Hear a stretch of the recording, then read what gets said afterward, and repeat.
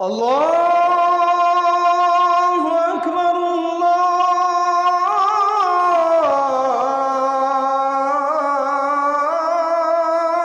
আকবার। যে ব্যক্তি কবরের তিনটা প্রশ্নের জবাব দিতে পারবে না, রাসূলুল্লাহ সাল্লাল্লাহু আলাইহি সাল্লাম বলেন আল্লাহ তাআলার পক্ষ থেকে তখন ফেরেশতাদের কাছে ঘোষণা আসবে, আফরিশুহু মিনান নার ওয়ালবাসুহু মিনান নার ওয়াফতাহু লাহু বাবান ইলান নার। আমার এই নাফরমান বান্দার কবরে জাহান্নামের বিছানা বিছিয়ে দাও, জাহান্নামের পোশাক পরিয়ে দাও, আর জাহান্নাম বরাবর তার জন্য কবর থেকে দরজা খুলে দাও।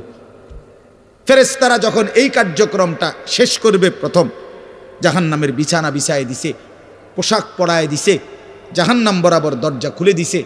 আল্লাহর নবী সাল্লাল্লাহু আলাইহি ওয়াসাল্লাম বলেন একজন ফেরেশতা এসে তখন ফায়ুদরাবু লাহু বিমিতরাকাতিম মিন হাদিদিন, নবীজি সাল্লাল্লাহু আলাইহি সাল্লাম বলেন তখন একটা লোহার হাতুড়ি, লোহার গুর্জ, লোহার হাতুড়ি দিয়ে একজন ফেরেশতা তাকে একটা আঘাত করবে।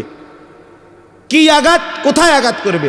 সরাসরি হাদিসের শব্দ, বরবাতান বাইনা উজুনাইহি, তার দুই কান বরাবর একটা আঘাত করবে।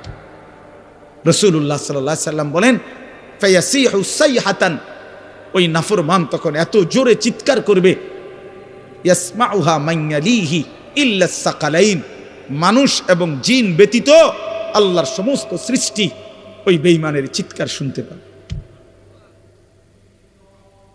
এই কবরের আযাব। ছেলেরা আমার, দোস্ত আমার, বাপ আমার, বন্ধু আমার,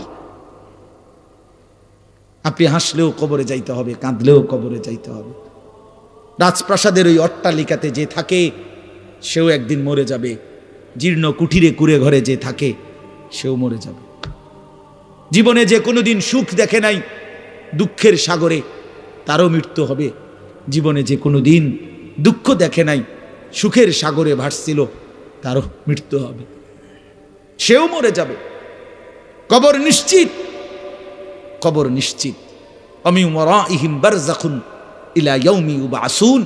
আল্লাহ তাআলা মৃত ব্যক্তিকে বলবে, বান্দা, কোরআন শরীফের আয়াত, এখন থেকে নিয়ে ইসরাফিলের ফুঁতে হাসরের ময়দানে উঠানো পর্যন্ত বারযাখ মানে কবরের জীবনে পড়ে থাকো। ভেবে দেখেন, ভেবে দেখেন, শুধু এক মিনিট আমিও ভাবি, আপনিও ভাবেন। হাদিসের মধ্যে আছে মা বাইনান নাফখাতাইন আরবাউন, প্রথম ফু দিলে জমিনের সব কিছু মাটির নিচে চলে যাবে, দ্বিতীয় ফু দিলে মাটির নিচ থেকে আবার সবাই উঠে হাসরের ময়দানে দাঁড়াবে। তো নবীজি সাল্লাল্লাহু আলাইহি সাল্লাম বলছে এই দুই ফুঁয়ের মাঝখানে ব্যবধান হবে 40। তো মুহাদ্দিসিনে কেরাম, ওলামায়ে কেরাম বলেন কেউ কেউ এই দুই ফুঁয়ের মাঝখানে ব্যবধান হতে পারে 40,000 বছর।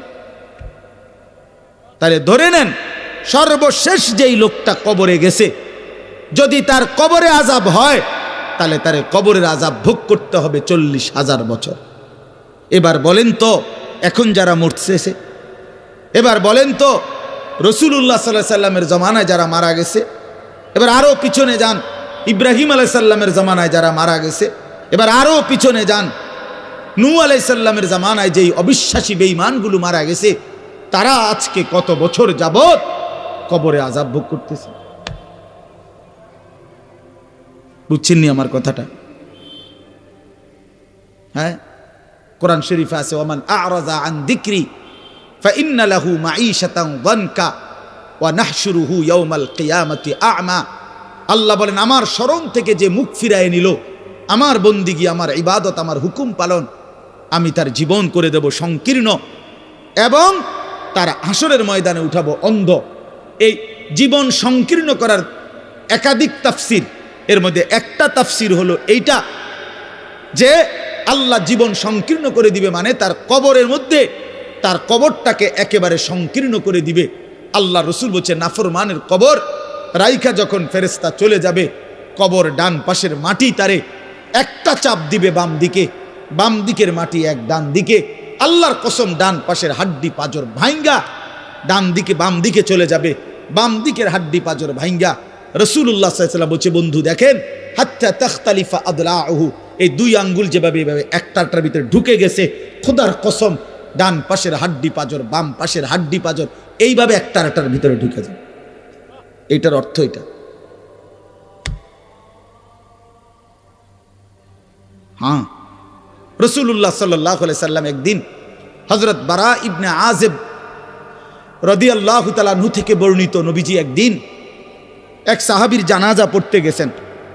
জানাজা পড়তে গিয়ে খালি কবরের সামনে কিছুক্ষণ দাঁড়াইছেন। তখনও ওনারে কবরে রাখে নাই, জানাজাও পড়ায় নাই। নবীজি আগে গিয়া কবরটার সামনে দাঁড়াইছে। হযরত বারা ইবনে আযিব বলেন, আমরা নবীজির সাথে ছিলাম। আল্লাহর নবী সাল্লাল্লাহু আলাইহি সাল্লাম কবরের খালি এই কবরে দেখা অঝরে কাঁদতে শুরু করছে। আমরা সবাই সাহাবীরা নবীজির সাথে কাঁদতে শুরু করলাম। অনেকক্ষণ কাঁইদা নবীজি চোখের পানি মুইছা আজীব কথা বলছে নবী। রাসূলুল্লাহ সাল্লাল্লাহু আলাইহি সাল্লাম সাহাবীদেরকে লক্ষ্য করে বলছে, ইয়া ইখওয়ানি লিমিসলি হাদা ফাআইদ্দু, আমার বন্ধুরা, আমার সাথীরা, এই কবরে যাওয়ার জন্য তোমরাও রেডি হও। ফাআইদ্দু, তোমরাও প্রস্তুতি নাও, অচিরেই তুমি আমি সবাই এই কবরেই পৌঁছে যাইতে হবে। রাসূলুল্লাহ সাল্লাল্লাহু আলাইহি সাল্লাম বলছে, প্রিয় বন্ধু আমার, জওয়ান সাথী আমার, সামান্য এই কয়েকটা দিনের জওয়ানি নষ্ট না করা, নষ্ট না করা, কোনোভাবেই নষ্ট না করা। তো এই জন্য বললাম, এই সূরা মুলক এটা আল্লাহ তাআলা অত্যন্ত ফজিলতপূর্ণ একটি সূরা। রাসূলুল্লাহ সাল্লাল্লাহু আলাইহি সাল্লাম বলছেন এটা কবরের আযাব থেকে রক্ষা করবে। এই সূরা নিয়মিত তাফসীরের মধ্যে আমি নিজে পড়ছি, তাফসীরে কুরতুবিতে আছে। আল্লাহর নবী সাল্লাল্লাহু আলাইহি সাল্লাম বলেন, লাওয়াদিত্তু, নবীজি বলেন আমার দিলের আশা, আমার দিলের তামান্না, আমার উম্মতের প্রতিটা মুমিন তার কলিজার ভিতরে, তার জবানে এই সূরা মুলক থাকুক, সূরা মুলক থাকুক। অর্থাৎ রাসূলুল্লাহ সাল্লাল্লাহু আলাইহি সাল্লাম বলতেন, আমার প্রতিটা মুমিন বান্দা উম্মত যেন এই সূরা মুলক তেলাওয়াত করে, যেন কবরের আযাব থেকে রক্ষা পায়। নবীজি 5 ওয়াক্ত নামাজের পরে, আল্লাহর কসম ভাই, এখানে অনেক ওলামায়ে কেরাম আছে, আপনি জিজ্ঞাসা করে, নবীজি 5 ওয়াক্ত নামাজের পরে, সরদার দু আলম নবীর তো কোনো গুনাহ নাই, তিনি নিষ্পাপ, তিনি তো জান্নাত উদ্বোধন করবেন। আনা আউয়ালু মান ইয়াকরাউ বাবাল জান্নাহ, নবী বলছে আমি সেই মুহাম্মদ যে প্রথম জান্নাতের দরজা আমি নাড়ব, জান্নাতের কড়া নাড়ব আমি মুহাম্মদ। ভেতর থেকে ফেরেশতা বলবে, আপনি কে? আমি বলবো মুহাম্মদ। ফেরেশতা বলবে, আনতাজিরু লাক, আমি তো আপনার অপেক্ষাই করছিলাম, আপনি আসবেন বলেই তো অপেক্ষায় ছিলাম, আপনি উদ্বোধন করে দিলেই তো বাকিরা ঢুকবে। তো সেই নবী যিনি জান্নাত উদ্বোধন করবেন, তিনি 5 ওয়াক্ত নামাজের পরে ভাইয়া প্রতিদিন তিনি যেই কথাটা দোয়া করতেন, এর মধ্যে একটা দোয়া এটা, আল্লাহুম্মা ইন্নী আউযু বিকা মিন আযাবিল কবর ওয়া মিন ফিতনাতিল কবর ওয়া মিন ফিতনাতিল মাসীহিদ দাজ্জাল ওয়া মিন ফিতনাতিল মাহইয়া ওয়াল মামাত। আল্লাহ, আমি কবরের আযাব থেকে পানাহ চাই। নবীজি নিজে বলতেন। প্রিয় ভাই, বাবা আমার, চলেন সবাই নিয়ত করি, নিজেকে গুনাহ থেকে বাঁচানো দরকার, নিজের আল্লাহর নাফরমানি থেকে বাঁচানো দরকার। আল্লাহ তাআলা বলেন, ইন্নাল্লাযীনা ইয়াখশাউনা রাব্বাহুম বিল গায়ব, আমি আল্লাহকে না দেখে, আমার কথাগুলো আখিরাত সম্পর্কিত, এগুলোকে না দেখে যারা আমি আল্লাহকে ভয় করে, আখিরাতকে ভয় করে, জাহান্নামকে ভয় করে, কবরকে ভয় করে, আল্লাহ বলেন, তাফসীরের মধ্যে লিখছে, ভয় করে মানে হলো গুনাহ বর্জন করে। কোন ব্যক্তি আল্লাহকে ভয় করে, খোদার কসম, এই কথার অর্থ হলো গুনাহ ছেড়ে দেয়। যে গুনাহ ছেড়ে দেয় সে আল্লাহকে ভয় করে, যে আল্লাহকে ভয় করে সে গুনাহ ছেড়ে দেয়। কোন নাফরমান আল্লাহকে ভয় করে না, আল্লাহকে ভয় করলে গুনাহ করতে পারে না। বুঝেন নাই বাংলা কথাটা? এটা কাগজের এই পিঠ ও পিঠ, কাগজের এই পিঠ ওই পিঠ। এই পিঠে যদি লেখা আছে আল্লাহর ভয়, তো ওই পিঠে লেখা থাকবে গুনাহ বর্জন। যে গুনাহ ছেড়ে দেয় সে অটোমেটিকলি আল্লাহকে ভয় করে, যে আল্লাহকে ভয় করে সে গুনাহ বর্জন করে। এজন্য তাকওয়ার অর্থ আল্লাহর ভয়। এটার প্রথম অর্থ হইল গুনাহবর্জন। মান খাশিয়ার রহমান, আল্লাহকে ভয়, এটার প্রথম অর্থ গুনাহবর্জন, গুনাহবর্জন। আমার শায়েখ আল্লামা মুফতি মুশতাকুন নবী সাহেব সব সময় চিল্লায় মাহফিলে, অনেক সময় আহাজারি করে বলে যে বাপ, গুনাহ আগুন, গুনাহ আগুন, গুনাহ আগুন। প্রতিটা গুনার পিঠে, ওই পিঠে আগুন আছে। নারীর প্রতিটা বেপর্দা দৃশ্যের মধ্যে খোদার কসম আগুন জ্বলে। ওই সিনেমার নর্তকীর শরীরে আগুন জ্বলে, ওই নায়িকার শরীরে আগুন জ্বলে, মোবাইলের ওই অস্থির ছবির মধ্যে আগুন জ্বলে, মদের আড্ডায় আগুন জ্বলে, জুয়ার আড্ডায় আগুন জ্বলে, সুদের টাকায় আগুন জ্বলে, ঘুষের টাকায় আগুন জ্বলে, বেপর্দা নারীর শরীরে আগুন জ্বলে। ওইটা রূপ না, ওইটা আগুন, ওইটা জাহান্নাম, ওইটা জাহান্নাম। আল্লাহ তাআলা বলেন ইন্নাল্লাযীনা ইয়াখশাউনা রাব্বাহুম বিল গায়ব, আল্লাহ তাআলা বলেন আমার যেই বান্দারা আমার আখিরাত, আমার জাহান্নাম, আমার পরকাল, আমার কবর, এই কথাগুলোকে ভয় করে, আমি আল্লাহকে ভয় করে, না দেখে, না দেখে, আল্লাহ বলেন আমি ওয়াদা দিলাম লাহুম মাগফিরাতুম ওয়া আজরুন কাবীর, আমি তাদের পেছনের সব গুনাহ মাফ করে দেব, আর আমার সবচেয়ে বড় পুরস্কার জান্নাত দিয়ে দেব। এরপরে আল্লাহ বলেন ওয়া আসিররু কাওলাকুম আবিজহারু বিহি ইন্নাহু আলিমুম বিজাতিস সুদূর। মানুষের তিনটা অবস্থা কথার ক্ষেত্রে, মানুষ তার অভিব্যক্তির ক্ষেত্রে তিনটা অবস্থা হয়। মানুষ কখনো জোরে কথা বলে, মানুষ কখনো আস্তে কথা বলে গোপনে, আর কখনো মানুষ অন্তরে জল্পনা কল্পনা করে, ঠিক না? এই তিনটাই অবস্থা, তিনটাই অবস্থা। তো আল্লাহ তাআলা বলেন, এনে একটা ছোট্ট তাফসীরের মধ্যে আছে, মক্কার কুরাইশরা, কাফেররা নবীজির বিরুদ্ধে দিবানিশি ষড়যন্ত্র করত, বুঝছেন? তো ষড়যন্ত্র করতে বইলে মাঝে মধ্যে এই বেকুবরা বইলে কইতো আস্তে কো, আস্তে, এই আস্তে কো বেড়া, আসিররু, আস্তে কথা বলো, কাই লা ইয়াসমা রব্বা মুহাম্মদ, মুহাম্মদের খোদা যেন শুনতে না পায়। শুনলে কি অসুবিধা হইব? হেরাই বলতো শুনলে জিবরাইলের কাছে কইয়ে দিব, হে আবার মুহাম্মদের কাছে এসে কইয়ে দিব, একবারে ফেঁসে করুন। হ্যাঁ, তাফসীরের মধ্যে আছে।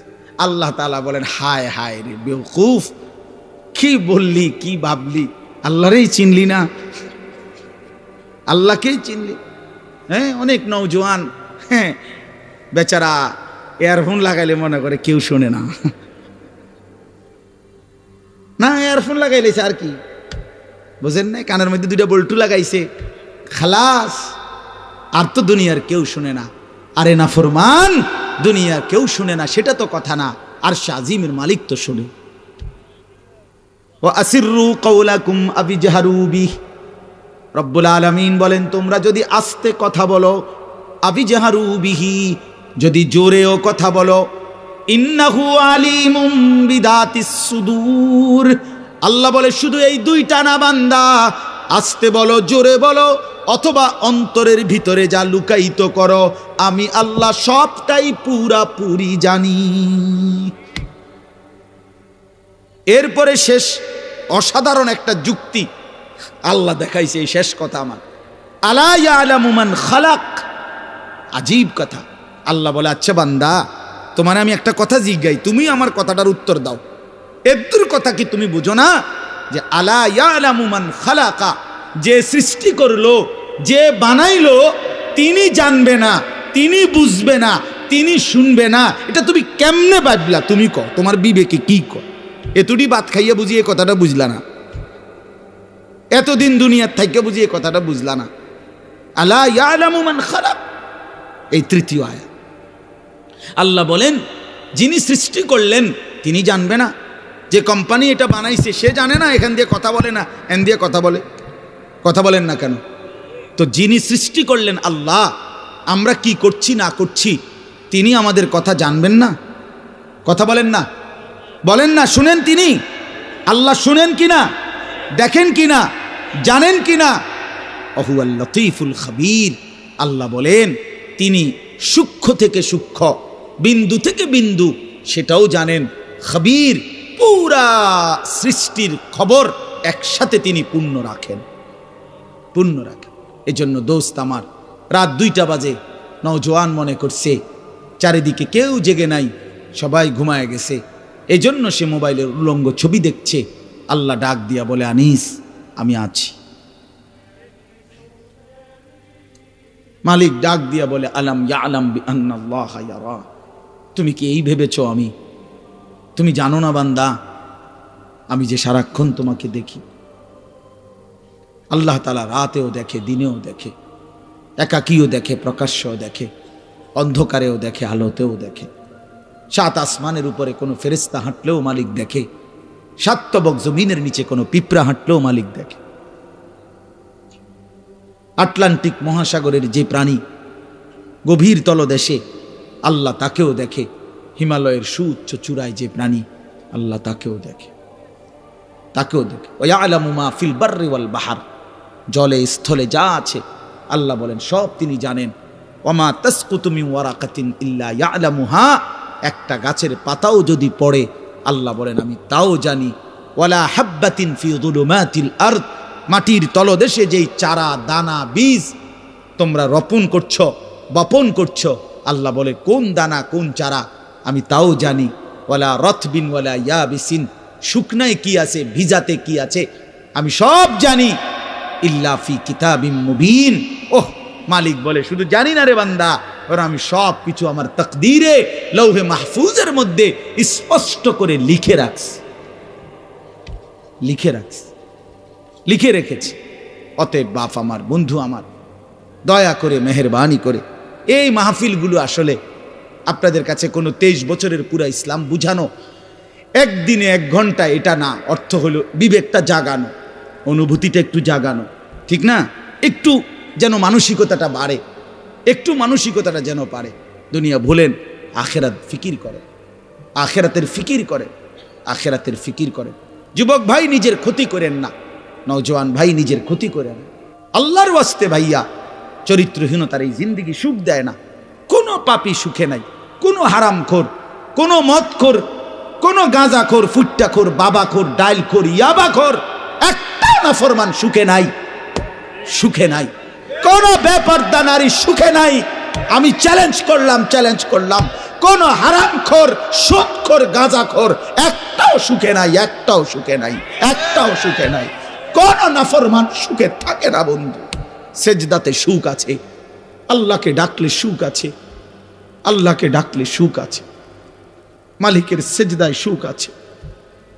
এজন্য চলেন ইনশাআল্লাহ, নিয়ত করি আল্লাহকে ডাকবো ইনশাআল্লাহ। হারাম ছেড়ে দেই, আল্লাহর নাফরমানি ছেড়ে দেই। আল্লাহ আমাদের সবাইকে কবুল করে নেন। আপনার অজুবিহীন পড়তে দেই না, সমস্ত পড়ালেখা বাচ্চা পাক পবিত্র থাইকা অজু অবস্থায় পড়ে। অসংখ্য প্রতিষ্ঠান এমন যাদের এই ব্যাপারে কোনো আলাদা কোনো গুরুত্ব নাই। ছেলে পেশাব করে পানি নেয় বা না নেয় এটা নিয়ে তাদের কোনো মাথা ব্যথা নাই। ছেলে কি দাঁড়াইয়া পেশাব করে না বসে পেশাব করে এই নিয়ে মাথা ব্যথা নাই। দেখার বিষয় হলো পড়া পারে কিনা, পড়া বুঝলো কিনা, খালাস, পড়া পারলো শিখলো। কিন্তু না, আপনারাও সবাই বোঝেন যে, সবাই এই শব্দটা জানেন যে শিক্ষা দীক্ষা, আমরা বলি বাংলায় এটা যে শিক্ষা দীক্ষা। এখন প্রশ্ন হলো দীক্ষা মানে কি? শিক্ষা তো বুঝলাম, নির্দিষ্ট পড়া মুখস্থ করলো, শিখলো, মুখস্থ করলো, তো দীক্ষাটা কি? এখানে এটা এমন শব্দ না যে কিছু শব্দ তো আছে একটা শব্দের সাথে আরেকটা বলছে অর্থহীন, যেমন কলম টলম। তো এটা সবাই বুঝে যে টলমের কোনো অর্থ নাই। কাগজ টাগজ, তো কাগজের অর্থ নাই কিছু না, এটা আলাদা শব্দ। শিক্ষা দীক্ষা যেমন আমরা অনেক সময় বলি যে নামাজ রোজা, লোকটা নামাজ রোজায় ভালো, তো এর দ্বারা কি শুধু নামাজ আর নামাজের উল্টা শব্দ রোজা না, এটা একটা আলাদা কি আমল। নামাজ একটা ইবাদত, তো রোজা একটা ইবাদত। তো শিক্ষা এটা একটা বিষয়, দীক্ষা এটা একটা বিষয়। শিক্ষা তো তালিম, দীক্ষা এটা তরবিয়ত, আখলাক। আখলাক অর্থাৎ শব্দ মুখস্থ করা এটা যেমন জরুরি, জিন্দিগি গঠন করা এটাও সমান জরুরি, বরং তার চাইতে বেশি জরুরি। এজন্য আমাদের ফেনীর একজন বড় বুজুর্গ আলেম আছেন, ফেনী জামিয়া রশিদিয়া মাদ্রাসার হজরত মাওলানা মুফতি শহীদুল্লাহ দামাত বারাকাতুহুমুল আলী, বাংলাদেশের অনেক বড় একজন বুজুর্গ আলেম। হজরতের মাদ্রাসা ফেনীতে, সেই মাদ্রাসা একটা মাদ্রাসায় কওমি মাদ্রাসা, সেখানে প্রায় 6 থেকে 7 হাজার ছাত্র পড়ালেখা করে, প্রায় 200-এর উপরে উস্তাদ আছে, 200-250 হবে। তো এই জন্য বললাম যে হজরত সবসময় বলে যে পড়া মেধা অনুপাতে কম বেশি হইতে পারে, কিন্তু আখলাক বরাবর হইতে হবে। আখলাক, ছাত্র মেধাগত যোগ্যতার কারণে কেউ রুল নাম্বার 1, কেউ রুল নাম্বার 10, কিন্তু আদব আখলাক বরাবর বরাবর হওয়া চাই। আমরা এটা খুব খেয়াল করি না। আজকে সবাই মনে করে বাচ্চার পড়ালেখা হচ্ছে, ঠিক আছে, পড়তেছে, যাইতেছে, আসতেছে, ছেলেটা পড়তেছে, রেজাল্ট আসছে, কিন্তু আখলাক কোথায়? যে ছেলেটা কখনোই প্রস্রাব করে টয়লেট পেপার ব্যবহার করে না, দাঁড়িয়ে বসে প্রস্রাব করার ক্ষেত্রে কোনো পার্থক্য করে না, তো তার আখলাক, তার জীবন গঠন হইল কই? শব্দ না মুখস্থ হইল? শব্দ না মুখস্থ হইল? যে ছেলেটা তার মোবাইলের মধ্যে রাত দিন নাচ গান ছবি জিনা ব্যভিচারের দৃশ্য অথবা শুধু শুধু অনর্থক মোবাইলটা টিপলো, তো পড়া তো মুখস্থ করলো, কিন্তু আখলাক কই হইল? আখলাক কই হইল? 3 বছরের বাচ্চার হাতে মোবাইল দিয়ে দিছে, 2 বছরের বাচ্চার হাতে অভিভাবক মোবাইল দিয়ে দিছে, মানে খামখেয়ালির এক জিন্দিগি। এক সন্তান গঠন কিভাবে করতে হয় মুসলমান তাও জানে না, তাও জানে না। বাচ্চাকে টেলিভিশনের হাতে তুলে দিছে, টেলিভিশন দেখে দেখে শেখো। বাচ্চাতে সমবয়সীদের হাতে তুলে দিছে যে সমবয়সী বন্ধুদের সাথে আড্ডা দিতে দিতে যা শেখো শেখো। এটা কখনোই কি না, নিয়ম না। রাসূলুল্লাহ সাল্লাল্লাহু আলাইহি ওয়াসাল্লাম বলছেন, কুল্লু মাউলুদিন ইউলাদু আলাল ফিতরা, প্রত্যেকটি মানব সন্তান আল্লাহকে মানার শতভাগ যোগ্যতা নিয়ে পৃথিবীতে ভূমিষ্ঠ হয়। কোরআন শরীফে আল্লাহ তাআলা বলছেন, ফিতরাতাল্লাহিল্লাতী ফাতারান নাসা আলাইহা, কোরআনের আয়াত। আল্লাহ তাআলা বলেন, দিন মানার পুরা যোগ্যতা দিয়েই আমি আল্লাহ মানুষকে সৃষ্টি করেছি। আল্লাহ তাআলা এমন একটি হুকুম করে নাই, এমন একটা বিষয় নিষেধ করে নাই যা পালন করার যোগ্যতা কিংবা বর্জন করার যোগ্যতা আল্লাহর বান্দার শরীরের মধ্যে নাই, এমন কোনো বিধান নেই। আমার মধ্যে রুকু করার যোগ্যতাই নাই, অথচ আমারে রুকু করতে বলছে, অথচ আমার কোমর বাঁকা হয় না, বিষয়টা এমন না। আমি সেজদাই দিতে পারি না, আমার হাঁটুও বাঁকা হয় না, কনুইও বাঁকা হয় না, কোমরও বাঁকা হয় না, অথচ আল্লাহ আমারে বললেন সেজদা দিতে। বিষয়টা কি এমন? কথা বুঝছেননি আমার কথাটা? আমারে বানাইলেন তাল গাছ, আমারে বলতেছেন সেজদা দিতে। এইটা বললে না জুলুম হইতো? এটা বললে না জুলুম হইতো? কিন্তু আল্লাহ তাআলা যতগুলো হুকুম করেছেন, যতগুলো নিষেধ করেছেন, প্রতিটা হুকুম পালন করা, প্রতিটা নিষেধ বর্জন করার 100 যোগ্যতা আল্লাহ তাআলা বান্দার শরীরের মধ্যে দিয়েছে। কোরআনুল কারীমের মধ্যে আছে, আল্লাহ তাআলা বলেন, বান্দা আমি তোমাকে বানিয়েছি নাবতালিহি, পরীক্ষা করার জন্য, আর পরীক্ষায় উত্তীর্ণ করার উপযোগী। ফাজআলনাহু সামিআম বাসীরা, আমি আল্লাহই তোমাকে শুনবার জন্য কান দিয়েছি, দেখবার জন্য চোখ দিয়েছি। তাফসীরের মধ্যে লিখছে, অর্থ হইল আমাকে মানবার পুরা যোগ্যতা সম্পূর্ণ শরীর দিয়েছি। ওযু, গোসল, নামাজ, রোজা, হালাল হারাম, পাক নাফাক সব কিছু বান্দা পালন করতে পারবে এমন যোগ্যতা দিয়ে তারে মানুষ বানাইছে। মানুষ হইবার পরে, মুসলমান হওয়ার পরে কেউ যদি বলে আল্লাহর এই হুকুম পালন করা আমার পক্ষে সম্ভব না, তাহলে এটা হইতে পারে তুমি ছাগল, মানুষ না। তুমি গরু ছাগল ছাড়া আর কিছু না, তুমি মূলত হাইওয়ান। ইনসান হইলে পারতা, তুমি যদি মানুষ হইতা তা ঠিকই পারতা, তুমি যদি মানুষ হইতা তো পারতা। মূলত তুমি নিজের মানুষ এই পরিচয় ভুলে গেছো। তো এই জন্য বাপ আল্লাহ নবী সাল্লাল্লাহু আলাইহি সাল্লাম বলেন, ফাআবাওয়াহু ইউহাব্বিদানিহি আও ইউনাসসিরানিহি আও ইউমাজ্জিসানিহি, মা বাপ সন্তানকে ইহুদি বানিয়ে দেয়, অথবা খ্রিস্টান বানিয়ে দেয়, অথবা অগ্নি পূজক বানিয়ে দেয়। সরাসরি হাদিস, বাবা মা নষ্ট করে দেয় সন্তান। রাসূলুল্লাহ সাল্লাল্লাহু আলাইহি সাল্লাম বলছে, বাবা মা 3 বছরের বাচ্চাটা ছোট্টবেলা থেকেই ঘরে টেলিভিশন দেখে, রঙিন সিনেমা দেখে, নাটক সিনেমা দেখে, তারে এটা শিখাইবার ক্ষেত্রে কে ব্যবস্থা করে দিল? তার মা বাপ। এ তো 3 বছরের বাচ্চা বাজার থেকে কিনে আনে নাই, টেলিভিশনে এত বড় এটা তো বাচ্চাটা আনে নাই, এটা তো তার অভিভাবক আনছে। এই 3 বছরের বাচ্চাটারে কার্টুন দেখার জন্য, গেমস খেলার জন্য এত বড় মোবাইলটা, এটা তো তার বাবাই দিছে, অথবা তার মা, তার দুলা ভাই, তার বড় ভাই, তার চাচা, এমন কেউ একজন তার হাতে তুলে দিছে। এজন্য আমি সবসময় বলি, যেই মা বাপ অভিভাবক সন্তানের, অপ্রাপ্ত বয়স্ক সন্তানের হাতে এই বড় মোবাইলগুলো তুলে দেয়, এই মা বাবার চাইতে বড় জালেম আর কেউ নেই। ওরা নিজ হাতে সন্তানকে গলা টিপে হত্যা করে ফেল, ধ্বংস করে দিল, বরবাদ করে দিল, বরবাদ করে দিস। অসংখ্য অভিভাবক আমাদেরকেও তো বলে, বাচ্চা হুজুর খায় না, ঘুমায় না, বাচ্চা মোবাইল না দেখতে না দিলে খায়ও না, ঘুমায়ও না, কান্দে, শুধু কান্দে কান্দে। তার এই বদ অভ্যাস কে বানাইল? আর দ্বিতীয় কথা হইল, কান্দলে কি হয়েছে? কোনো বাচ্চা যদি কান্দে, তো কান্দলে কি মরে যায় মানুষ? তো হেতে কান্দুক, কান্দলে কি হয়েছে? কানতে কানতে সে একসময় থেমে যাবে। 3 বার পরে, 4 বারের পরে সে বুঝে নিবে যে এটা আমারে দিবে না। কথা বোঝেন নাই? কাঁদতে কাঁদতে নইলে 3 বার কাঁদলো, 4 বার কাঁদলো, 10 বার কাঁদলো, একটা পর্যায়ে সে বুঝবে যে এটা আর আমারে দিবে না, এটা আমারে দিবে না। এই জন্য বাপ আমার এটা খেয়াল করা চাই। আমি এই কথাটা শুরু করছি এই কথার থেকে যে কোরআন সুন্নাহর ইলমের জন্য আদব জরুরি।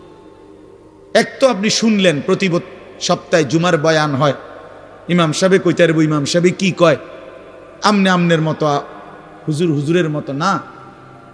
এই শুধু এতটুকুর জন্য আসা যাওয়া, আল্লাহর কথা শোনা, যে কি শুনলাম কিছুই বুঝলাম না, নিজের জন্য কিছুই গ্রহণ করলাম না, এটা ইনসাফ না।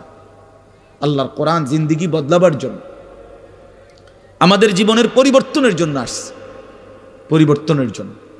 কোরআনুল কারীমের প্রতি অক্ষর নূর, কোরআনুল কারীমের প্রতি অক্ষর হুদান, হেদায়েত, কোরআনুল কারীমের প্রতি অক্ষর মাউইজা, উপদেশ, কোরআনুল কারীমের প্রতি অক্ষর বুশরা, সুসংবাদ, কোরআনুল কারীমের প্রতি অক্ষর বাসায়ের, অন্তর্দৃষ্টি সম্পন্ন জ্ঞান, কোরআনুল কারীমের প্রতি অক্ষর আহসানাল হাদিস, সর্বশ্রেষ্ঠ কথা, কোরআনুল কারীমের প্রতি শব্দ মুতাশাবিহান, সাদৃশ্যপূর্ণ, কোরআনুল কারীমের প্রতি শব্দ মাসানি, বারবার তেলাওয়াতকৃত, পাঠকৃত।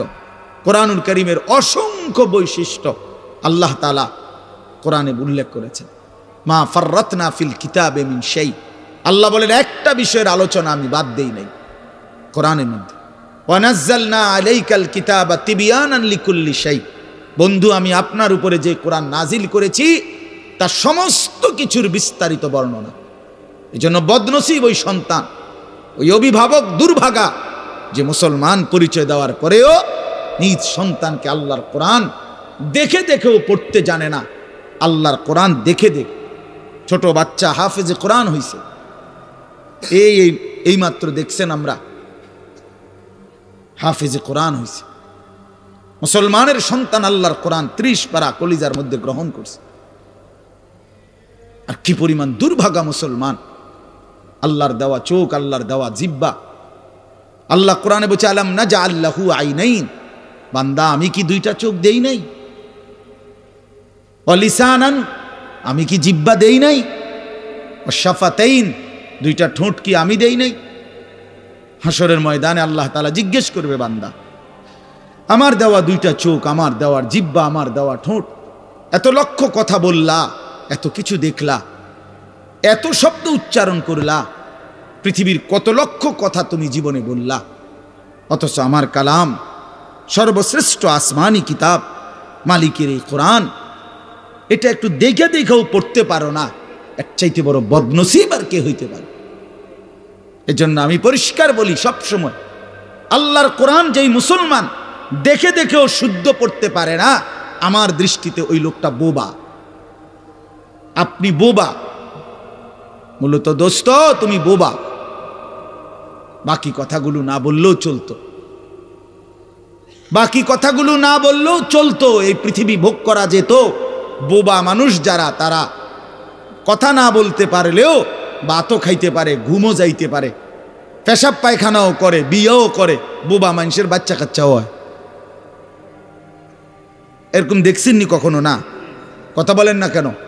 তাহলে বোবায়ও তো পৃথিবী ভোগ করে। তাইলে বোঝা গেল দুনিয়ার এই ভাত মাছ বিয়া বউ, দুনিয়ার এই যৌন চাহিদা পূরণ আর পেশাব পায়খানার ঘুম, এটুকুর জন্য কথা না বললেও চলতো, অন্ধ হইলেও চলতো, অন্ধ হইলেও চলতো। চোখে না দেখলেও কত মানুষ পৃথিবী ভোগ করতেছে। তাহলে যে জবান আল্লাহর দেওয়া, যে চোখ আল্লাহর দেওয়া, সেই মালিকের কালাম দেখে দেখেও পড়তে পারলাম না। 16 বছর বাচ্চাটা পড়লো, অথবা আপনি পড়াইলেন, একবারও ভাবলেন না হায় আমার সন্তানকে আমি কি পড়াইলাম? একবারও মনে করলেন না বাফেরই কি হইল, সন্তানের বা কি হলো? হায় মুসলমান, বাফও তো ছিল মুসলমান, ছেলেটাও তো মুসলমান।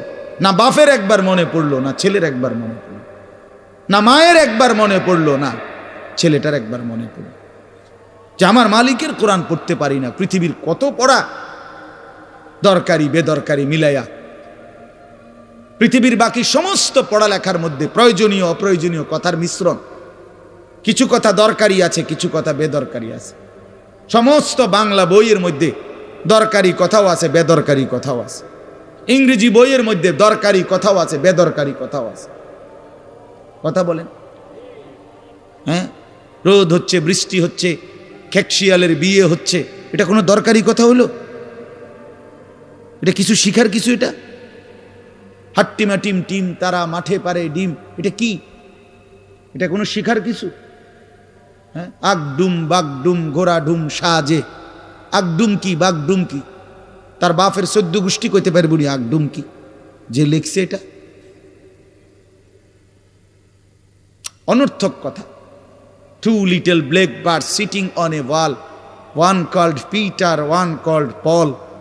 2টা কাউয়া একটা ওয়ালের মধ্যে বসছে, একটা কাউয়ার নাম হলো পিটার আর একটা কাউয়ার নাম হলো পল। এই হলো কবিতার অর্থ। এটা কি শিখছে ছেলেটা? এখানে কি শিখার? কাউয়া ওয়ালে বসলেই কি, টিনের সালেই বসলে কি? কাউয়া তো কাউয়া, কাউয়া লইয়া আমার দরকার কি? কাউয়া কই বইছে, এটা আমার বাচ্চা শিখতে হইব। আমি কি কাউয়ার বাচ্চা? বলেন তো কি অর্থ আছে এটাতে? আর এই পিটার পল এটা সম্পূর্ণ কাফেরের নাম। পিটার এই শব্দ, পল এটা খ্রিস্টানদের নাম, কোন মুসলমানের নাম না। এটা তো মুসলমানের সন্তান এটা শিখবে কেন? উচ্চারণ শিখার জন্য, কিছু শব্দ শিখার জন্য। তো শব্দ শিখার জন্য ইসলামী কোনো শব্দ নাই? আল্লাহ আমাদেরকে বুঝ দান করে। আমি বইয়ে এখানে বই ঠিক করতাম বইছি না, যে বুঝলেন না আমার কথাটা? অর্থ এই উদ্দেশ্যটা, তাহলে আমি এখানে বই ঠিক করতে বসি নাই। অর্থ একটা উদাহরণস্বরূপ বললাম আর কি। আবার দরকারি কথাও আছে। আমাদের দেশে সেই ছেলে কবে হবে, কথায় না বড় হয়ে কাজে বড় হবে, ফাইন কথা। সকালে উঠিয়া আমি মনে মনে বলি সারাদিন আমি যেন ভালো হয়ে চলি, চমৎকার কথা। ভোর হলো দৌড় খোলো কুকুমনি উঠোরে, এগুলো তো অন্যায়। এসব কবিতাও তো না, আমরা আমলে না ডিএমি কইতেছি, এখনকার কি আছে আমি জানি না। এগুলো আমার সময়ে পড়ছি আমরা ছোটবেলায় প্রাইমারিতে। যাই হোক বাপ, অর্থ হইল আল্লাহর কোরআন থেকে সন্তানকে বঞ্চিত করেন না। বঞ্চিত আপনাদের কাছে অনুরোধ, এই যে কয়জন বসছেন, জোয়ান ভাই যারা বসছেন, ভাই আমার স্কুলে পড়েন, কলেজে পড়েন, কোনো অসুবিধা নাই, ঠিক আছে। নতুন করে আবার মাদ্রাসায় ভর্তি হইতে পারবেন না, আমরাও জানি, কিন্তু কোনো একটু সময় বের করে আল্লাহর কোরআন সময় সুযোগ বের করে শেখা সম্ভব। শুক্রবারটা তো অবসর থাকেন, বৃহস্পতিবার বিকাল থেকে তো অবসর থাকেন, শনিবারটা তো অবসর থাকেন, তো একটু আল্লাহর কালাম পড়েন, কোনো একজন আলেমের কাছে, কোনো একজন মসজিদের ইমামের কাছে, কোনো একজন মাদ্রাসার ওস্তাদের কাছে নিজে আলাদা একটু সময় বাইর করেন যে আমার মালিকের কোরআন আমি একটু শুনি, আল্লাহ তাআলার কালাম শুনি। আহা, কোরআনুল কারীমের নূর, এটা যে শুনলো না সে শুনলোটা কি? সে শিখলো কি, পড়লো কি? মজাই তো পাইলেন, কথা বলার মজাই তো হয় নাই। আমি তো অনেক সময় বলি, আল্লাহর ঘরের কালো গিলাফ আর মদিনার সবুজ গম্বুজ যে দেখে নাই, যেই চোখ, হে দেখলো কি?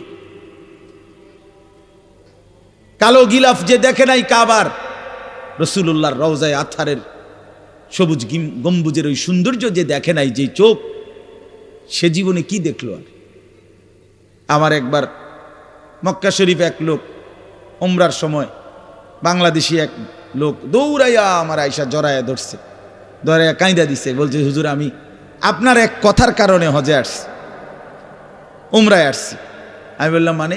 এই কথাইটা আমি এটা শুনছি, ও আজ আপনি বলছেন যে এই চোখ কাবার কালো গিলাফ দেখে নাই, রাসূলুল্লাহ সাল্লাল্লাহু আলাইহি সাল্লামের রওজায়ে আতহারের সবুজ গম্বুজ দেখে নাই, সে দেখলো কি? আর এইটা আমার দিলে লাগছে যে হ্যাঁ ঠিকই তো, আমি আর কি দেখলাম? তাই তো যেই জবান আল্লাহর নামে নিতে জানে না, মালিকের কোরআনই পড়তে জানে না, তুমি পড়লা কি মিয়া? তুমি কি গোড়ার ঘাস কাটলা মিয়া? বাকি সবগুলো পড়া না হলেও দুনিয়া চলতো মিয়া। মূর্খ বকলম, নাম দস্তখত করতে জানে না, টিপসই দেয় এমন হাজারো মানুষ দুনিয়া ভোগ করতেছে। বাড়ি গাড়ি, নেতাগিরি, মাতবুরি, ক্ষমতা, দালান বিল্ডিং, সবটা দুনিয়া ভোগ করছে, অথচ নামটাও সই দিতে জানে না। এমন নাই? বলেন না এমন নাই? তো সে কোন যোগ্যতায় দুনিয়া ভোগ করছে? সে কিভাবে দুনিয়া ভোগ করতেছে? যদি বলেন সে সমাজে তার কোনো মান সম্মান, আরে না মিয়া, বহুত নেতাদের মাতবর সমাজের, সে তো মূর্খ, টাকার জোরে ক্ষমতা দেখাচ্ছে, এমন মানুষ নাই? তো তাইলে এই জন্য বাপ আবারও অনুরোধ করছি আমি, অর্থ হইল অপমান করা না, জেনারেল শিক্ষা নিষেধ করা না। আমি তো কুমিল্লা ভিক্টোরিয়া কলেজ থেকে মাস্টার্স পাস করছি, সায়েন্স বিজ্ঞান বিভাগ থেকে দাখিল পাস করছি। এর মানে এটা বাদ দিতে বলতেছি না, বাদ তো আমি দিছি না, বাদ আপনি দিছেন। কথা বুঝেন নাই? বাদ আপনি দিছেন, আল্লাহর কোরআন বাদ দিছেন, রাসূলুল্লাহ সাল্লাল্লাহু আলাইহি সাল্লামের সুন্নাহ বাদ দিছেন। এতগুলো পড়ছেন, ধন্যবাদ আপনাকে। এটা পড়লেন না কেন? এতগুলো শিখতে পারলেন, এত লক্ষ টাকা খরচ করতে পারলেন, 4 বছরের মেডিকেলের জন্য, 6 বছরের মেডিকেলের জন্য এক বাপ তার ছেলেটার জন্য, মেয়েটার জন্য কত লক্ষ টাকা খরচ করছে, তার কোনো কুল কিনারা আছে মিয়া?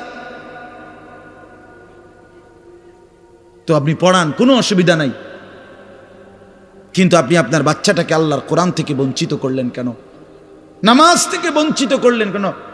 2টা সূরা পড়তে জানে না, একটা আত্তাহিয়াতু শুদ্ধ করে বলতে পারে না, এটা দোয়ায়ে কুনুত পড়তে জানে না। একজন মুসলমান বেটা, 40 বছর বয়স, লজ্জা থাকা উচিত বেটা, ওই বেটা শরম থাকা উচিত বেটা। কার জমিন খাইতেছ, কার আসমান ভোগ করছো, কার দুনিয়া ভোগ করতেছ? এত বড় মালিকের আসমান ও জমিন ভোগ করে সেই মালিকের সেজদাটাও ঠিক মতো দিতে জানে না, সেই মালিকের নামটাও পড়তে পারে না। এর চাইতে লজ্জার কি হইতে পারে বলেন বাবা? অপমান কি হইতে পারে? আল্লাহ আমাদেরকে বিবেক দান করেন, আল্লাহ আমাদেরকে বিবেক দান করেন। বিবেক থাকা চাই, বিবেক থাকা চাই। কোরআনুল কারীমের মধ্যে আছে, আল্লাহ তাআলা বলছে, একটা সাংঘাতিক কথা আছে কোরআন শরীফে, ফাবিআইয়ি হাদিসিন বা'দাহু ইউমিনুন। আমার দিল নড়ে কোরআনের এই আয়াত শুনলে, কলিজা শুদ্ধা কাইপা ওঠে। আল্লাহ তাআলা কোরআনে বলছে, এই 29 পারার মধ্যেই আছে, সূরা মুরসালাতের মধ্যে আল্লাহ তাআলা বলে, বান্দা 23 বছরে আমি আমার রাসূলের কাছে এই সর্বশ্রেষ্ঠ কিতাব নাজিল করলাম, আমার সবচেয়ে শ্রেষ্ঠতম কথাগুলো আমি তোমাদের জন্য দিলাম। বান্দা, এর চাইতে আর দামি কোন কথা বললে তোমরা আমার কথা মানতা? বোঝেন নাই? ফাবিআইয়ি হাদিস, ফাবিআইয়ি হাদিস। আল্লাহ বলছে বান্দা এরপরে আর কি বললে, এর চাইতে দামি কথা আর কোনটা বললে, আর কোন কিতাব নাজিল করিলে, আর কেমনে বললে? ফাবিআইয়ি হাদিসিন বাদাহু ইউমিনুন। আর কিভাবে বললে বান্দা ঈমান আনতা, বিশ্বাস করতা? আকিমুস সালাহ, আকিমুস সালাহ ৮০ বারের চাইতে বেশি বলছি আমার কোরআনে, আর কতবার বললে আমারে সেজদা দিতা? ইত্তাকুল্লাহ, ইত্তাকুল্লাহ বারবার বলেছি আল্লাহকে ভয় করো, আর কতবার বললে বান্দা আমারে ভয় করতা? কতবার বলছি? আল্লাহ বলবেন। রাসূলুল্লাহ সাল্লাল্লাহু আলাইহি সাল্লাম বাপ আমার, বন্ধু আমার, নওজোয়ান সাথী আমার, মনে রাখবেন, বিশ্বাস করেন, রাসূলুল্লাহ সাল্লাল্লাহু আলাইহি সাল্লাম হাসরের ময়দানে অসংখ্য উম্মতকে জিজ্ঞেস করবে।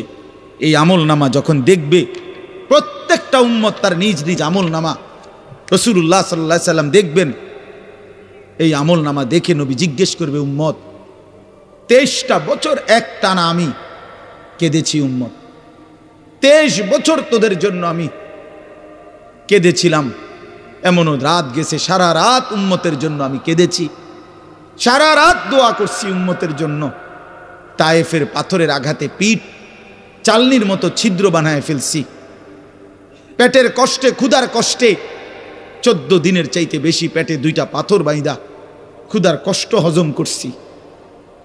উহুদের দান দান শহীদ করা রক্তে আমি বেহুশ হয়ে আমি পড়েছিলাম। সেই নবী আমি আর কত কাঁদলে, আর কত রক্ত ঝরাইলে উম্মত তুমি আমার কথা মনে করতা, তুমি আমার কথা ভাবতা? আল্লাহ নবী সাল্লাল্লাহু আলাইহি ওয়াসাল্লাম যখন এটা জিজ্ঞেস করবেন, তখন কি জবাব হবে বাপ? বলেন, ইনসাফের কথা বলেন। কি মনে করছেন সুপারিশ? হাসরের ময়দানের সুপারিশ মানে কি? মুখে বিড়ি, সিগারেট, চেহারায় রাসূলুল্লাহ সাল্লাল্লাহু আলাইহি সাল্লামের সুন্নাত নাই, 50 বছর ধরে সুদের লেনদেন, কোনোদিন 5 ওয়াক্ত নামাজ আদায় করেন নাই, স্ত্রী বেপর্দা, ঘরের মধ্যে প্রতিদিন রঙিন টেলিভিশন চলতেছে। এই অবস্থায় কবরে যাইবেন, আর হাসরের ময়দানে দাঁড়াইলেই নবীজি সুপারিশ করে আপনারে বেহেশত দিয়া দিবেন। বিষয়টা মামুর বাড়ি না, বিষয়টা মামুর বাড়ি মনে করছেন আপনি। এটাকে কি মনে করলেন আপনারা? রাসূলুল্লাহ সাল্লাল্লাহু আলাইহি সাল্লাম সুপারিশ করবেন, এর কোনো নিয়ম কানুন নাই, কোনো বিধি নিষেধ নাই, আইন কানুন নাই। হাউজে কাউসারের পানি, এটা কি 10 টাকার পানির বোতল মনে করছেন? রাসূলুল্লাহ সাল্লাল্লাহু আলাইহি সাল্লাম বলেন, 1 ঢোক পানি পান করলে আর কোনো দিন বান্দা তৃষ্ণার্ত হবে না। এতটা আজিমুস শান দামি, এমনি এমনি দিয়ে দিবেন? এটা এমনি এমনি দিয়ে দিবেন? দয়া করে ভাবতে শিখেন, নিজের ভালো বোঝেন, নিজের ভালো, নিজের ভালো। আমি যেই সূরাটা পড়ছি, এই সূরাটার নাম হলো সূরা মুলক, 29 নম্বর পারা, কোরআনুল কারীমের 67 নম্বর সূরা। এই সূরাটার নাম হচ্ছে সূরা মুলক। এই সূরার 3টি আয়াত, 12, 13, 14, এই 3টি আয়াত আমি আপনাদের সামনে রাখতে কষ্ট।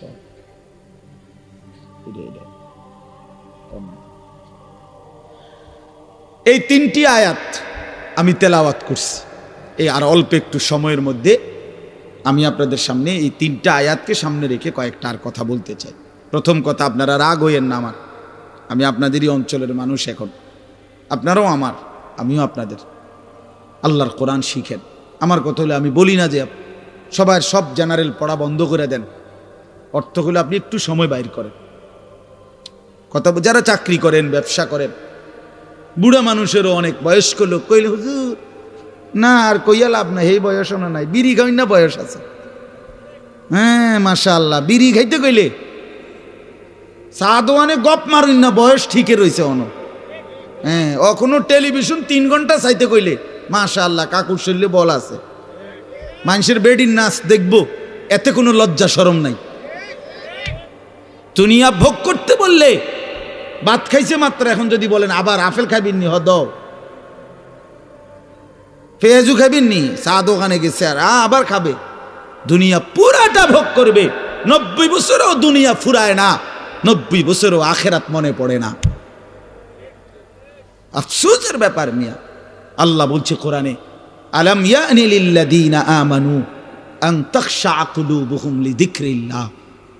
এই আমার ইমানদার বান্দা, আমায় আল্লাহর ভয়ে, আমার স্মরণের জন্য, আমার বন্দিগির জন্য তোমার দিলটা নরম হওয়ার সময় আজও কি হয়নি বান্দা? 365 দিনে খোদার একটা বছরে যে কোনো দিন ফজরের নামাজ পড়লা না যুবক, তোমারে যেন আল্লাহ ডেকে বলে, হায় বান্দা, তাহলে কি আর কোনো দিন নামাজ পড়বা না? 30 বছর ধরে যে কোনো দিন সুদের লেনদেন ছাড়লেন না, হারাম রোজগার করেই গেলেন, আল্লাহ তাআলা যেন ডেকে বলে, বান্দা, তাহলে এই নাফরমানি কি আর কোনো দিন ছাড়বা না বান্দা? সিদ্ধান্ত নিয়ে ফেলছো তাইলে আজীবন সুদের উপরেই থাকবা, আজীবন মিথ্যার উপরেই থাকবা, তাহলে কি বান্দাই ফয়সালা নিয়ে ফেলছো? আজীবন কাস্টমার ঠকাইয়েই যাইবা, ওজনে কমই দিয়ে যাবা, তাহলে কি এই ফয়সালা নিয়ে নিছো তোমার বিবি আজীবন বেপরদাই থাকবে? তোমার ঘরে অহরহ প্রতিনিয়ত রঙিন টেলিভিশন চলবে নিয়মিত, এই ফয়সালা তোমার? ঠিক আছে বান্দা, কুলু ওয়া তামাত্তাউ কালিলান ইন্নাকুম মুজরিমুন। কোরআন শরীফের আয়াত। আল্লাহ বলছে, নাফরমান বান্দা, খাও, দুনিয়া ভোগ করো কিছুক্ষণের জন্য, শুধু মনে রেখো ইন্নাকুম মুজরিমুন, তুমি কিন্তু পাপী। এই কথাটা শুধু মনে রাখো, বাকিটা পরে হইব, ভাত খাও। হ্যাঁ হ্যাঁ, কোরআন শরীফের আয়াত এটা। কুলু ওয়া তামাত্তাউ কালিলান ইন্নাকুম মুজরিমুন। আল্লাহ যেন বলে 8টার সময় যেই নাফরমান নাস্তা খাইতে বসে, আল্লাহ বলে, বান্দা খা, কোনো অসুবিধা নাই, শুধু মনে রাখিস বেঈমান, ফজরের নামাজ পড়ো নাই, কথা কান শুধু মনে রাখো, পরে হইব, অন খাও। রাত 10টা বাজে যেই নাফরমান ভাত খাইতে বসছে, আল্লাহ তাআলা যেন ডাক দিয়ে বলছে, বেঈমান খা, ভাত খা, খানা আমি আটকাইতাম না, শুধু মনে রাখিস এশার নামাজ পড়স নাই, ভাত খা বেঈমান, খানা আটকাবো না, খানা আমি জন্তু জানোয়াররাও খাওয়াই, তোরে খাওয়াবো না কেন? খানা আমি কুকুর বিড়ালরেও খাওয়াই, খানা আমি গরু ছাগলরেও খাওয়াই, তোরে দেব না কেন বান্দা? খা, শুধু মনে রাখবি, ইন্না আ'তাদনা লিল কাফিরিনা সালাসিলা ওয়া আগলালাম ওয়া সাইরা। আল্লাহ বলে, প্রতিটা নাফরমানের জন্য আমি রেডি রাখছি আগুনের শিকল এবং আগুনের বেড়ি এবং জাহান্নামের আগুন। 1 নাম্বার 70 জিরাআন, 70 হাত লম্বা আগুনের শিকল দিয়ে জাহান্নামীকে হাসরের ময়দানে আল্লাহর ফেরেশতা বান দিবে। 1 2 নাম্বার 2টা হাত। দোস্ত দেখেন শুধু আমার দিকে, সূরা ইয়াসিনে আছে, ইন্না জাআলনা ফি আ'নাকিহিম আগলালান ফাহিয়া ইলাল আদকানি ফাহুম মুকমাউন। এটার অর্থ হলো এই যে হাসরের ময়দানে প্রত্যেকটা পাপী নাফরমানকে ফেরেশতা 2 হাত আলগি দিয়া এইভাবে ঘাড়ের সাথে বান দিয়া ধইরা, এই 2 থুতনির নিচে 2 হাত এভাবে দিয়া এইভাবে বান দিয়া, আল্লাহর কসম, রব্বে কাবার কসম করে বললাম, এইভাবে বান দিবে। আর কোনোদিন বেঈমান চোখটাও নিচের দিকে নামাইতে পারবে না, কারণ এই থুতনি তো উঠাই দিছে উপরের দিকে, এটা দিয়ে ঠেলা দিয়া। এটা অর্থ হলো আগলা আলাম। এই আয়াতের সূরা ইয়াসিনের এই আয়াতের অর্থ এটাই, ইন্না জাআলনা ফি আ'নাকিহিম আগলালান। আল্লাহ বলছে, বান্দা আমি দেখাবো। আল্লাহ ডাক দিয়ে বলে, ভাই আমারও তোমারও, জওয়ানকেও বুড়োকেও। আল্লাহ বলে, বান্দা কি মনে করছো আমি রহমান না? ঠিক আছে, তুমি কি এটা শোনো নাই আমি যে কাহ্হার? তুমি তো শুনছো আমি রাহিম, তুমি কি শোনো নাই আমি জব্বার? আমি জুনতিকাম, আমি প্রতিশোধ গ্রহণকারী, আমি সারিউল হিসাব, দ্রুত হিসাবকারী, আমি জব্বার, আমি প্রবল প্রতাপান্বিত, কাহ্হার, আমি মুতাকাব্বির, আমি বারি। তুমি জানো না আমার একটা নাম শুনলা, আমার দয়ার নামটা শুনলা, আমি যে শাস্তি দেব সেটা শোনো নাই? কি ভাইয়া, কোরআনুল কারীমের মধ্যে জান্নাতের বর্ণনা যেমন আছে, জাহান্নামের বর্ণনা নাই? কথা বলেন না কেন? তো সেগুলো কার জন্য? সেগুলো কার জন্য? মা সালাকাকুম ফি সাকার ক্বালু লাম নাকু মিনাল মুসাল্লিন। একবারে সোজা বাংলা দেখেন, জাহান্নামী জাহান্নামে চিৎকার করবে, জাহান্নামের ফেরেশতা ডাক দিয়ে বলবে, বেঈমান জাহান্নামে কেন আসলি? ক্বালু লাম নাকু মিনাল মুসাল্লিন। নাফরমান বলবে, বন্ধু ফেরেশতা ভাই, আমি দুনিয়াতে নামাজি ছিলাম না। কি ছিলাম না? সরাসরি কোরআনের আয়াত। আল্লাহ বলেন, ওয়াইলুন ইয়াউমাইদিল লিল মুকাদ্দিবিন। সমস্ত মিথ্যাবাদী নাফরমান পাপীদের জন্য সেদিন জাহান্নাম। যদি বলেন কেমন নাফরমান মাওলা? আল্লাহ বলেন, ওয়া ইদা কিলা লাহুমুর কাউ লা ইয়ারকাউন। দুনিয়ায় এই নাফরমানকে যতবার বলা হয়েছিল রুকু করতে, সেজদা করতে, নামাজ পড়তে, বেঈমান নামাজ পড়ে নাই, এজন্য জাহান্নাম। কোরআনুল কারীমে আল্লাহ বলছেন, কাল্লা ইদা বালাগাতিত তারাকি। নাফরমানের মৃত্যুর সময় যখন আসবে, মালাকুল মউত আজরাইল তারে যখন ডাক দিবে, আইয়াতুহান নাফসুল খাবিসা। প্রতিটা পাপী নাফরমানের জান কবজের সময় আজরাইল যখন ডাক দিয়ে বলবে, হে খবিস আত্মা বের হ, উখরুজি, বের হ। আত্মাটা বের হতে চাইবে না। আল্লাহর নবী বলেন, কসম বাবা, নবীজি বলে, মালাকুল মউত আজরাইল খপ করে ধইরা কলজা থেকে রুহুটা একটা টান দিয়া ছিঁড়া ফেলবে, একটা টান দিয়া ছিঁড়ে ফেলবে। এরপরে রুহুটা কণ্ঠনালীর কাছে এসে আটকায় যাবে। কাল্লা ইদা বালাগাতিত তারাকি। তারাকি মানে কণ্ঠনালী। ফালাউলা ইদা বালাগাতিল হুলকুম ওয়া আনতুম হিনা ইদিন তানজুরুন। এটার অর্থ এটাই। হুলকুম মানে এই কণ্ঠনালী, বের হতে চাইবে না রুহু। আজরাইল তখন ধৈরে টাইনা হেসরাইয়া ছিঁড়া ছিন্ন ভিন্ন করে বেঈমান নাফরমানের কলজা ছিঁড়া ফেলবে, রুহু ছিঁড়া ফেলবে, এরপরে শরীর থেকে বের করে নিয়ে আসবে। আরে বন্ধু, এই কোরআনে আছে, আল্লাহ নিজে বলছে, এমন নির্মম মৃত্যু হলো কেন? এই নাফরমানের মউত এত কঠিন হলো কেন? তার কলজা ছিঁড়া ফেলছে, রুহু ছিঁড়ে ফেলছে, এমন মৃত্যু হলো কেন? আল্লাহর কসম বাপ, আমারেও বলি, আপনারেও বলি, আল্লাহ কোরআনে সরাসরি বলছে, এমন ভয়ানক মৃত্যু হলো কেন? ফালা সাদ্দাকা ওয়ালা সাল্লা। কারণ এই নাফরমান আমি আল্লাহর কথায় বিশ্বাস করে নাই, ওয়ালা সাল্লা, এবং নামাজ পড়ে নাই, নামাজ পড়ে নাই, নামাজ পড়ে। হ্যাঁ, বেনামাজি সন্তান মনে রাখো, বাদুগা খাইতে এলে খুব মাতবর, মোবাইল একখান টিপে, মোটরসাইকেল একখান চালায়। হ্যাঁ, বাহ বাহ বাহ বাহ বাহ বাহ বাহ। আর কি, আর ধরে কে? আমার একটা মোটরসাইকেল আছে, আমার একটা মোবাইল আছে, আমার কিছু বন্ধু আছে যারা আমার সারাক্ষণ অসৎ সঙ্গ দেয়। যখনই আমার সমস্ত নাফরমানি মন চায়, কিছু অসৎ বন্ধু মিলে যায়, যে বন্ধুরা আমার সারাক্ষণ চরিত্রহীনতা শিখায়, অসভ্যতা, নোংরামি, অশ্লীলতা, বেহায়াপনা শিখায়। এমন কিছু বন্ধু যার মিলে গেছে, একটা মোটরসাইকেল মিলে গেছে, একটা মোবাইল মিলে গেছে, তো নারীর ছবি, আড্ডা, জিনা, ব্যভিচারের দৃশ্য, মদের আড্ডা, জুয়ার আড্ডা, নারীর আড্ডা, নারীর আলাপ, অথবা মোবাইলের অশ্লীল ছবি দেখা, এই জিন্দিগি মুসলমান? এর জন্যই আল্লাহ তাআলা আমাদেরকে মুসলমানের ঘরে বানাইছিলেন। এজন্যই আমার বাবা মুসলমান, এজন্যই আমার মা মুসলমান। আল্লাহ আপনি মাফ করে দেন।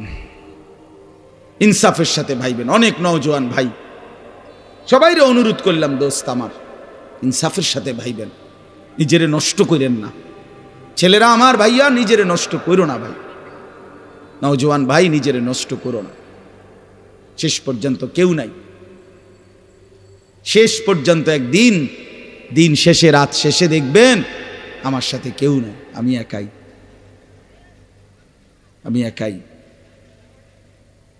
একদিন কবর আমারে সব সম্পর্ক ছিন্ন করে দিবে, একদিন মৃত্যু আমাকে সব ভুলায় দিবে, সব ভুলায় দিবে। তো এই সূরাটার নাম হলো সূরা মুলক। এটা কোরআন শরীফের অত্যন্ত ফজিলতপূর্ণ একটা সূরা। মাত্র 30টা আয়াত এই সূরার মধ্যে। আল্লাহ নবী সাল্লাল্লাহু আলাইহি ওয়াসাল্লাম বলছেন, এই সূরাটি যে নিয়মিত তেলাওয়াত করবে, আল্লাহ নবী বলেন তুমজিহি মিন আযাবিল কবর, এই সূরা মুলক তাকে কবরের আযাব থেকে রক্ষা করবে। এটাই সূরার ফজিলত। এজন্য আলহামদুলিল্লাহ উলামায়ে কেরাম, আমাদের মাদ্রাসাগুলোর তালিবে ইলম এবং আল্লাহওয়ালা বুজুর্গানে দ্বীন সব সময় রাত্রিবেলা ঘুমের আগেই এই সূরা মুলক তেলাওয়াত করে। এই 4-5 মিনিট সময় লাগে, কিন্তু এই সূরার বড় ফজিলত হলো আল্লাহ নবী সাল্লাল্লাহু আলাইহি সাল্লাম বলেন এই সূরা কবরের আযাব থেকে রক্ষা করবে, কবরের আযাব থেকে রক্ষা করবে। আমার ভাই, আমার বন্ধু, রাসূলুল্লাহ সাল্লাল্লাহু আলাইহি সাল্লামের অগণিত হাদিস এ কথার প্রমাণ করে যে কবরে আযাব হবে। হাসরের আযাব তো আছেই, জাহান্নামের আযাব তো আছেই, কবরেও আযাব হবে। মেন বিচার তো হবে হাসরের ময়দানে, তার আগেই আযাব হবে কবরে। আপনারা সহজ বাংলায় বুঝবেন। আসামি যখন ধরে ফেলে তখন মামলার হিয়ারিং তো চলে, মামলার শুনানি তো চলে, কিন্তু সে কারাগারে ঠিকই আটকায় রইছে। কারাগারের কষ্ট যন্ত্রণা সে হাজতি হিসাবে ভোগ করতে থাকে। আবার যখন মামলার রায় হয় তখন সে আবার আসামির পরে হিসাব পড়ে, কিন্তু কষ্ট লাঞ্ছনা এটা তো তার শুরু হয়ে যায়। যদিও এখনো বিচার শেষ হয় নাই, বিচার প্রক্রিয়াধীন। 10 দিন, 50 দিন, 20 দিন, 1 মাস পর পর মামলার ডেট পরে শুনানি হয়, কিন্তু সে তো থাকে কারাগারে, সে তো থাকে কারাগারে। তো আল্লাহ পাক রব্বুল আলামিন বলেন নাফরমান সে তো হাসরের ময়দানে বিচার হবে চূড়ান্ত, কিন্তু কবর থেকেই আযাব শুরু, কবর থেকেই আযাব শুরু। রাসূলুল্লাহ সাল্লাল্লাহু আলাইহি সাল্লাম খুব বেশি হাদিসের মধ্যে আছে, একজন বিখ্যাত সাহাবী, আপনারা সবাই ওনার নাম জানেন, ইসলামের 3য় খলিফা হযরত ওসমান রাদিয়াল্লাহু তাআলা আনহু। কিতাবের মধ্যে আছে, আমরা নিজে আত-তাযকিরা, আমার কাছে কিতাব আছে আরবি, ইমাম কুরতুবী রাহমাতুল্লাহ লিখিত কিতাব, ওখানে আছে হযরত ওসমান রাদিয়াল্লাহু তাআলা আনহু যখন কোনো কবরের সামনে দাঁড়াইতেন তো প্রচণ্ড কাঁদতেন, ভীষণ কাঁদতেন। হাত্তা ইয়াবুল্লা লিহিয়াতাহু, কাঁদতে কাঁদতে উনার দাড়ি ভিজে যেত। তো উনার সাথীরা জিজ্ঞেস করতেন, হযরত আপনি জাহান্নামের কথা বললেও এত কাঁদেন না, অথচ কবরের দেখলে এভাবে কাঁদেন কেন? তো তিনি বলতেন ইন্নাল কবরা আউয়ালু মানাজিলিল আখিরা, শোনো কবর হচ্ছে আখিরাতের প্রথম ঘাঁটি। ফা ইন নাজা মিনহু ফামা বাদাহু আইসারু মিনহু, যদি কোনো ব্যক্তি এই কবরের ঘাঁটিতে বাইচা যায় পরবর্তী সবগুলো ঘাঁটি তার জন্য সহজ। ওয়া ইন লাম ইয়ানজু মিনহু ফামা বাদাহু আশাদ্দু মিনহু, এই কবরে এই ঘাঁটিতে যে জিততে পারবে না, বাঁচতে পারবে না, তো পরবর্তী সবগুলো ঘাঁটি তার জন্য তার চাইতে বেশি কঠিন। এই কথার কারণে আমি ভয় পাই, কবর দেখলে আমার মনে পড়ে হায় আমি এই কবরের আযাব থেকে বাঁচবো কিনা, এই ভয়ে আমার কাঁদতে থাকি। তো এরপরে তিনি বলছেন, হযরত উসমান রাদিয়াল্লাহু তাআলা আনহু বর্ণনা করেন যে আল্লাহর নবী সাল্লাল্লাহু আলাইহি সাল্লাম বলছেন, আমার ভাই খেয়াল করে শুনেন, নবীজি নিজে বলছেন, আল্লাহ রাসূল সাল্লাল্লাহু আলাইহি সাল্লাম জীবনে কোনোদিন একটা শব্দ বানায়া বলছেন? কথা বলেন। অতিরিক্ত বলছেন, বেশতি বলছেন, শুধু ভয় দেখানোর জন্য বলছেন না, তামাশা করে বলছেন? এটা আপনাদের ইয়াকিন তো? কথা বলেন না। আল্লাহ নবী সাল্লাল্লাহু আলাইহি সাল্লাম বলেন মা রাআইতু মানজারান কাত্তু ইল্লা ওয়াল কবরু আফজাউ মিনহু। রাসূলুল্লাহ বলেন, হযরত ওসমান বর্ণনা করেন যে আমি নবীজির জবানে শুনছি, নবীজি বলছেন, হে আমার উম্মত, আল্লাহর কসম উম্মত, কবরের চাইতে অধিক ভয়ানক কোন আযাবের দৃশ্য আমি রাসূল মুহাম্মদ দেখি নাই, আমি দেখিনি। রাসূলুল্লাহ সাল্লাল্লাহু আলাইহি সাল্লাম বলছেন।